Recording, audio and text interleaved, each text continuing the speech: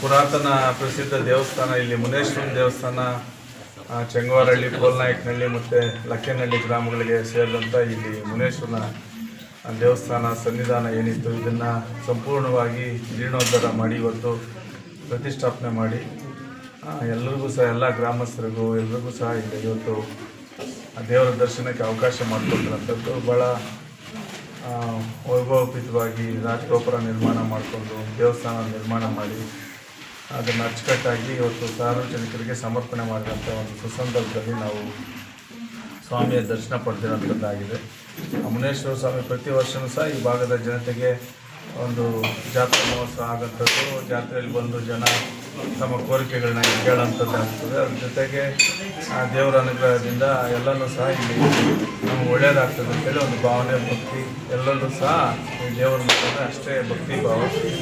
ಮುನೇಶ್ವರ ಭಾಳ ವಿಶೇಷವಾಗಿ ಎಲ್ಲ ಮನೆಗಳಲ್ಲೂ ಸಹ ಪ್ರತಿ ಮನೆಯಲ್ಲೂ ಸಹ ಮಕ್ಕಳು ಹುಟ್ಟಿದಾಗ ಅವರ ಒಂದು ಪೂಜೆ ಕೊಡೋಂಥ ಶಾಸ್ತ್ರದಂಥದ್ದು ಮತ್ತು ಅವರ ಕೋರಿಕೆಗಳನ್ನ ಇಲ್ಲಿ ಬೇಡಂಥದ್ದು ಸಂಪ್ರದಾಯದಲ್ಲಿ ಇಲ್ಲಿ ನಡ್ಕೊಂಡು ಬಂದಿರೋಂಥದ್ದು. ಇಷ್ಟೊಂದು ಅಚ್ಚುಕಟ್ಟಾಗಿ ದೇವಸ್ಥಾನದ ಜೀರ್ಣೋದ್ಧಾರ ಕಮಿಟಿಯವರು ಜವಾಬ್ದಾರಿ ತಗೊಂಡು ಇಷ್ಟೆಲ್ಲ ಒಂದು ದೊಡ್ಡ ಮಟ್ಟದ ಒಂದು ಸಾಧನೆ ಅಂತ ಹೇಳ್ಬೋದು. ಈ ಗ್ರಾಮೀಣ ಭಾಗದಲ್ಲಿ ಅಷ್ಟಾಗಿ ಯಾರ ಹತ್ರನೂ ಸಹ ಸೌಕರ್ಯಗಳಿಲ್ಲದೆ ಇದ್ದರೂ ಸಹ ಸುಮಾರು ಲಕ್ಷ ಖರ್ಚು ಮಾಡಿ ಒಂದು 50 ಲಕ್ಷಕ್ಕೂ ಹೆಚ್ಚು ಇಲ್ಲಿ ಒಂದು ದೊಡ್ಡ ಮಟ್ಟದ ದೇವಸ್ಥಾನ ನಿರ್ಮಾಣ ಮಾಡಿ ಸ್ವಾಮಿಯ ಒಂದು ಕೃಪೆಗೆ ಪಾತ್ರ ಆಗಿರುವಂಥದ್ದು. ಆಡಳಿತ ಮಂಡಳಿ ಮತ್ತು ತನ್ನ ಕೈಲಾದ ಮಟ್ಟಿಗೆ ಎಲ್ಲರೂ ಸಹ ತನ್ನ ಸಮಯನ ಮತ್ತು ಹಣನ ಕೊಟ್ಟು ಈ ಒಂದು ದೇವಸ್ಥಾನದ ಅಭಿವೃದ್ಧಿಗೆ ಸ್ಪಂದಿಸಿದಂಥವ್ರು ಎಲ್ರಿಗೂ ಸಹ ಮುನೇಶ್ವರ ಸ್ವಾಮಿ ಒಳ್ಳೇದು ಮಾಡಲಿ, ಅವರೆಲ್ಲರಿಗೂ ಸಹ ಅವರ ಕೋರಿಕೆಗಳನ್ನೆಲ್ಲ ಈಡೇರಿಸಲಿ ಅಂತ ಈ ಸಂದರ್ಭದಲ್ಲಿ ದೇವರಲ್ಲಿ ಬೇಡ್ತಾ ಈ ಒಂದು ಶುಭ ಕಾರ್ಯಕ್ಕೆ ನಮ್ಮನ್ನೆಲ್ಲ ಆಹ್ವಾನಿಸಿರುವಂಥ ನಮ್ಮ ಮುಖಂಡರಿಗೆಲ್ಲ ಧನ್ಯವಾದ ತಿಳಿಸಿ ಎಲ್ಲರಿಗೂ ಒಳ್ಳೆಯದಾಗಲಿ ನಾನು ಶುಭ.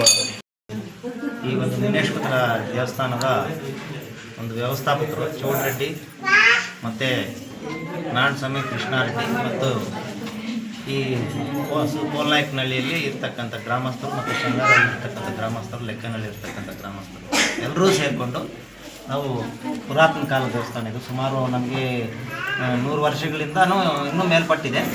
ನಮ್ಗೆ ತಿಳಿದ ಮಟ್ಟಿಗೆ ಇವಾಗ ನಾವು ಒಂದು 50 ವರ್ಷ, ನನಗೆ ಇವಾಗ 50 ವರ್ಷದಿಂದನೂ ನಮಗೆ ಇದನ್ನು ಜಾತ್ರೆ ನಡೀತಾ ಇದೆ. ಏನಂದರೆ ಯುಗಾದಿ ಹೋದ್ಮೇಲೆ ಮಂಗಳವಾರ ಇದೊಂದು ಜಾತ್ರೆ ನಡೀತದೆ. ಇಲ್ಲಿ ನಾವೇನು ಒಂದು ಪಾಂಪ್ಲೆಟ್ ಸಮೇತವನ್ನು ಹಾಕೋದಿಲ್ಲ. ಸುಮಾರು ಒಂದು 7-8 ಜನ ಯುಗಾದಿ ಹೋದ್ಮೇಲೆ ಮಂಗಳವಾರ ಬರ್ತಾರೆ. ಈ ಒಂದು ಜಾತ್ರೆಯ ವಿಶೇಷ ಒಟ್ಟು ವರ್ಷ ಆಗುತ್ತೆ, 2 ದಿವಸ ನಡೆಸ್ತೀವಿ. ಮತ್ತು ಒಂದು ಸಣ್ಣದ ಗುಡಿಗಳಿದ್ವು.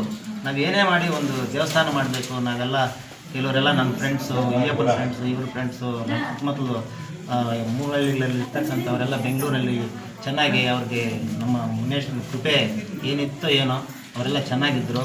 ಅವ್ರನ್ನೆಲ್ಲ ಕರೆಸಿ ಏನೇನೋ ಮಾತಾಡಿ ಮೂರಹಳ್ಳಿಗಳನ್ನ ಸೇರಿಸಿ ನಾವು ಒಂದು ಚೀಟಿನೂ ಹಾಕ್ಕೊಂಡಿದ್ವಿ. ಒಂದು 11,000ದಲ್ಲಿ ಸುಮಾರು ಈ ದೇವಸ್ಥಾನಕ್ಕೆ ಒಂದು 5 ಲಕ್ಷದಿಂದ 6 ಲಕ್ಷ ನಾನು ಚೀಟಿ ಮಾಡಿದ್ದೆ. ಅದೂ ಈ ದೇವಸ್ಥಾನಕ್ಕೆ ಉಪಯೋಗಿಸಿದ್ದೀವಿ.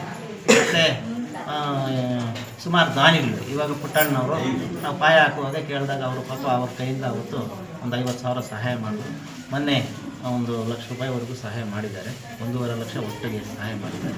ಇನ್ನು ಸುಮಾರು ಜನ ಭಕ್ತಾದಿಗಳು ಒಬ್ಬರು ನಾವು ಯಾರೇ ಆಗಲಿ ಊರಹಳ್ಳಿಗಳಲ್ಲಿ ಹಳ್ಳಿಯಿಂದ ಬೇರೆ ಬೆಂಗಳೂರಲ್ಲಿ ವಾಸಿಸ್ತಾ ಇರ್ತಕ್ಕಂಥ ಹುಡುಗರು ಏನಿದ್ದಾರೆ ಅದೇನೋ ನಮಗೇನೋ ಒಂದು ಗೌರವ ಕೊಟ್ಟು ನಾವು ಏನು ಕೇಳ್ತೀವೋ ಅದಿಲ್ಲ ಅಣ್ಣ ನಮ್ಮ ಹತ್ರ ಸಿಗೋದಿಲ್ಲ ಅನ್ನೋ ಪ್ರಶ್ನೆನೇ ಇಲ್ಲ. ಅಪ್ಪ ನೀನು ಕಿಟಕಿ ಮಾಡಿಸ್ಬೇಕಂದ್ರೆ ಆಯ್ತಣ್ಣ, ನೀನು ಡೋರ್ ಮಾಡಿಸ್ಬೇಕಂದ್ರೆ ಆಯ್ತಣ್ಣ, ನೀನು ಊಟ ಮಾಡಿಸ್ಬೇಕಣ್ಣ ಆಯ್ತಣ್ಣ ಅಂತೇಳಿ ಎಲ್ಲರೂ ನಮಗೆ ಸಹಕಾರ ಕೊಟ್ಟು ನಮಗೆ ಯಾರು ನಮಗೆ ಮಾತು ಬೆಲೆ, ಚಿಕ್ಕವನಾಗಲಿ ದೊಡ್ಡವರಾಗಲಿ ಚಿಕ್ಕವರಾಗಲಿ ಎಲ್ಲರೂ ನಮ್ಗೆ ಮಾತು ಬೆಲೆ ಕೊಟ್ಟು ಈ ಒಂದು ದೇವಸ್ಥಾನ ಇವತ್ತು ಇಷ್ಟು ಮಟ್ಟಿಗೆ ನಾವು ಕಟ್ಟಿದ್ದಕ್ಕೆ ಸಹಕಾರ ನೀಡಿದ್ರು. ನಾವು 3 ಜನನೇ ಅನ್ನೋದಲ್ಲ, ನಾವು 3 ಹಳ್ಳಿಯ ಗ್ರಾಮಸ್ಥರು ಮತ್ತು ನಮಗೆ ಸಹಕರಿಸಿದಂಥ ನಮ್ಮ ಸ್ನೇಹಿತರು ಎಲ್ಲರೂ ನಮಗೆ ಇದರಲ್ಲಿ ಋಣಿಗಳು ಅಂತೇಳಿ ನಾವು ಅವ್ರಿಗೆ ಯಾವತ್ತೂ ನಾವು ಚಿರಋಣಿಗಳು ಅಂತೇಳಿ ನಾನು ಭಾವಿಸ್ತೀನಿ.